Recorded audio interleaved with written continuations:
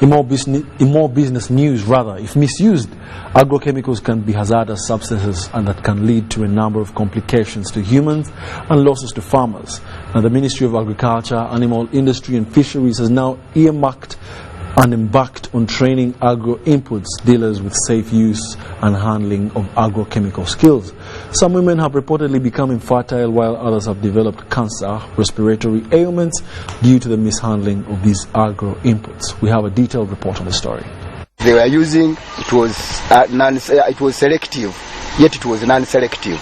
That had led to spoil actually all these crops you see. Kajubi Mansour's neighbor in Nakasongola village, Chotera district, incurred losses recently after his acre of maize was destroyed as a result of poor agrochemicals application. There is also increasing exposure to hazardous agrochemicals by human beings during application, which is often hazardous to their health. This particularly concerns ladies. Infertility can come about. You sit in the shop, chemicals keep on entering you.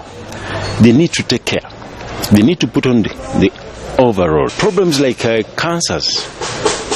The Ministry of Agriculture, Animal Industry and Fisheries has intensified surveillance and training of agro-input dealers to avert catastrophes among farmers and dealers.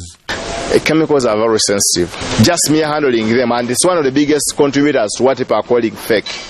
Because you'll find an illiterate person who does not understand these inputs. Because he has gotten some money from somewhere, he opens up a shop. With support from Sasakawa Global 2000, over 300 agro-input dealers have been trained.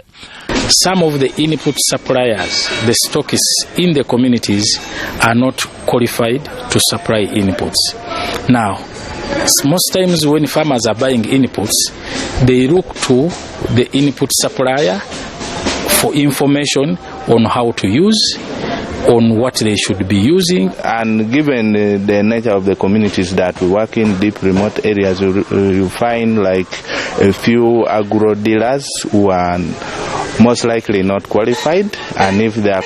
The Deputy Chief Administrative Officer Mitiyana, Inidi Kajumba, says such skills are very important in helping farmers from subsistence production to market economy. And in most cases, you find farmers, for example, if a farmer has to cultivate many acres, he cannot get enough labor and he has to use some pesticide so that he shortens the length, the time. Many have qualified and pledged to better the sector to improve the lives of Ugandans.